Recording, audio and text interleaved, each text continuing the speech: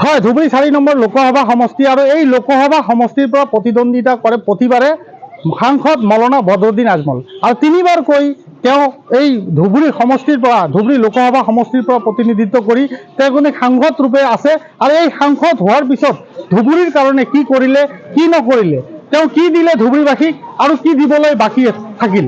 মই আজি বৰ্তমান উপস্থিত আছোঁ ধুবুৰী ভাৰত বাংলাদেশ সীমান্তৱৰ্তী অঞ্চল গাছপাৰাত আৰু গাছপাৰাত আহি মই উপস্থিত হৈছোঁ। মই ইয়াৰ কিছু ৰাইজ আছে, ৰাইজৰ পৰা কিছু কথা জানিবলৈ যত্ন কৰিম যে গাছপাৰাবাসী বা ধুবুৰীবাসীয়ে তেওঁলোকে কি বিচাৰে বা কি দিলে সাংসদগৰাকীয়ে কি দিবলৈ বাকী থাকিল, কিমান উন্নয়ন কৰিল, সকলো কথা সামৰি লৈ মই এই গাছপাৰা অঞ্চলত আহি উপস্থিত হৈছোঁ আৰু কিছু লোক ইয়াতে আছে, বহি আছে চাহৰ দোকানত। মই কিছু কথা তেওঁলোকৰ কথা জানিবলৈ চেষ্টা কৰিম।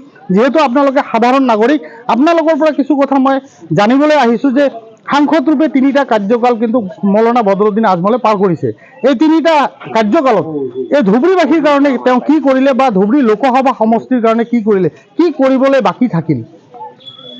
এতিয়া আমি কি কম এই সাংসদজনৰ কথা, মানে আমাৰ ধুবুৰীত এজন যে সাংসদ আছে, আমি গাছপাৰা ৰাইজে তাৰ এটা কোনো কামৰ নমুনা আমাৰ এইফালে নাই। ধুবুৰীৰ পশ্চিম অঞ্চলত আমাৰ ধুবুৰী সমষ্টিত গাছপাৰাৰ আমাৰ যিখন পঞ্চায়ত আছে, এই পঞ্চায়তত আমি এটা চাইনবোৰ্ডো দেখা নাই এই সাংসদজনৰ।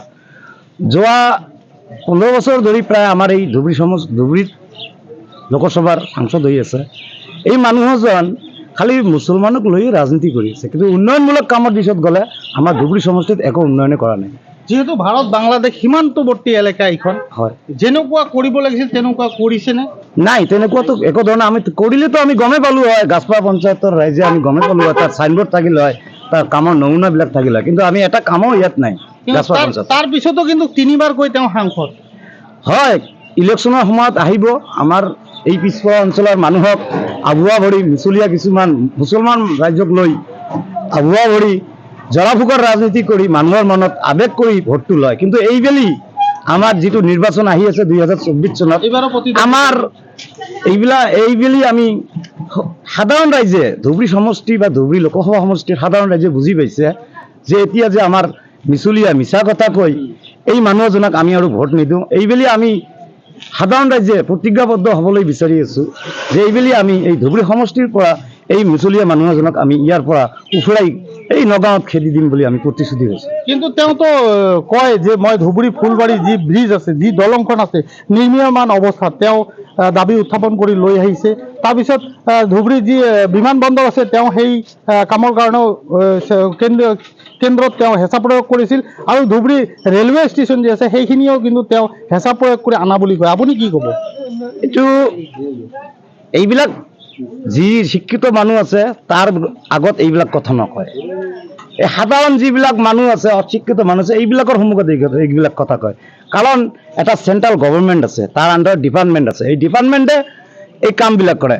যদি তেনেকুৱাই হৈছে, যদি ৰূপসী এয়াৰপৰ্ট তেওঁ নিজে যদি বনাইছে, এতিয়া যে এয়াৰপৰ্টখন বন্ধ হৈ আছে ৰিচেণ্টলি ইচ্ছাকৃতভাৱে বিজেপি চৰকাৰে যে বন্ধ কৰি দিছে, যদি সাহস আছে খুলি দেখুৱাওক এই সাংসদজনে। যদি বনাইছে নিজে, তেনেহ'লে এতিয়া এয়াৰপৰ্টখন খুলি দেখুৱাওক। আৰু ফুলবাৰী ব্ৰিজ, এইটো কিমান লম্বা প্ৰচেছৰ কথা। আজি ভাৰত স্বাধীনতাৰ পিছৰ পৰা এইটো দাবী আহি আছিল। হয়তো এই মৌলানা বদৰুদ্দিন আজমলৰ সময়ত চেণ্ট্ৰেল গভৰ্ণমেণ্টে দিছে, চেংচনটো দিছে, কাৰণ এওঁ নিজে ক্ৰেডিট ল'ব বিচাৰিছে। ক্ৰেডিটটো হৈছে বিজেপি চৰকাৰৰ। এওঁ নিজে ক'লে নহ'ব, আমি নিজে জানো এইটো বিজেপি চৰকাৰে কিমান হাজাৰ কোটি টকাৰ বাজেটত এটা ইমান ডাঙৰ এছিয়াৰ ভিতৰত ডাঙৰ ব্ৰিজ বনাই আছে। এইটো ভাৰত চৰকাৰৰ ক্ৰেডিট, এইটো তাৰ ক্ৰেডিট নহয়। যিজন এমপিয়ে থাকিব সেই তাৰ আমবলত হ'লে তেওঁ নিজে ক্ৰেডিট ল'ব বিচাৰিব। কিন্তু এইটো গোটেইখিনি ক্ৰেডিট যদি হয় আমাৰ নীতিন গাডকাৰী চাহাবৰ, কাৰণ এইটো বিজেপি চৰকাৰৰ ক্ৰেডিট, এইটো মৌলানা বদৰুদ্দিন আজমলৰ কেতিয়াও ক্ৰেডিট হ'ব নোৱাৰে। ধন্যবাদ জনাইছোঁ আপোনাক। আৰু উপস্থিত আছে ইয়াতে লোক, আপুনি কি ক'ব? যিহেতু মৌলানা বদৰুদ্দিন আজমলে বিভিন্ন ধৰণৰ কথা কয় যে তেওঁ এই যি ধুবুৰী ফুলবাৰী দলঙে হওক বা বিমানবন্দৰে হওক, সেইখিনি কাম তেওঁ হেঁচা প্ৰয়োগ কৰি কেন্দ্ৰৰ পৰা আনিছে, যিখিনি কথা তেওঁ এতিয়া উল্লেখ কৰিছে। আপুনি কি ক'ব? এইটো আমি মানি নলওঁ। মানি নলওঁ এইকাৰণে, তাৰমানে এখেতৰ একচুৱেলি ঝৰা ফুকাৰ ৰাজনীতিকত মানুহ আগুৱা বৰা হেৰি কৰি এখেতে পাৱাৰত আহে। এইবিলাক গোটেইখিনি মিছা কথা, এইটো একদম সঁচা কথা, এইটো চবেই জানে। এইবিলাক আগুৱা বৰি কথা কৈ আমাৰ সন্মুখত আৰু ভোট ল'ব নোৱাৰে। কিন্তু এইবেলিওতো তেওঁ ধুবুৰীৰ পৰা সাংসদ হিচাপে প্ৰতিদ্বন্দ্বিতা কৰিব। এইবাৰ আপোনালোকে গাছপাৰা অঞ্চলৰ ৰাইজ, যিহেতু ভাৰত বাংলাদেশ সীমান্তৱৰ্তী এলেকা, এই এলেকাত আপোনালোকৰ কিমান উন্নয়ন হৈছে বা এইবাৰ আপোনালোকে কি সিদ্ধান্ত গ্ৰহণ কৰিব? আমি একচুৱেলি আমি বিচাৰোঁ চৰকাৰমুখী MP হ'ব লাগে। চৰকাৰমুখী প্ৰতিনিধি আমি যদি পঠাই দিওঁ, দেশৰ উন্নতি হয়, জাগাৰ উন্নতি হয়। সেইকাৰণে আমি এইবাৰ মিত্ৰজোঁটকে আমি ছাপোৰ্ট কৰিম। ধন্যবাদ জনাইছোঁ আপোনাক। হয়, নিশ্চয়কৈ ক'ব লাগিব, এয়া হ'ল ভাৰত বাংলাদেশ সীমান্তৱৰ্তী অঞ্চল আৰু এই অঞ্চলত কিন্তু বিভিন্ন সমস্যা আছে, যি সমস্যা সমাধান কৰা নাই বুলি ৰাইজে অভিযোগ কৰিছে। বিভিন্ন কাম আছিল, যি কাম বদৰুদ্দিন আজমলে কৰা নাই।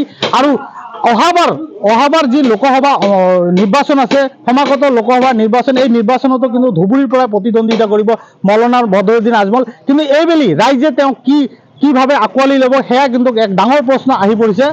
আৰু এইবাৰে যদি জিকে তেওঁ, ধুবুৰীৰ পৰা সাংসদ যদি হয়, তেনেহ'লে আগন্তুক দিনত তেওঁ কি কৰিব সেয়া হ'ব লক্ষণীয়।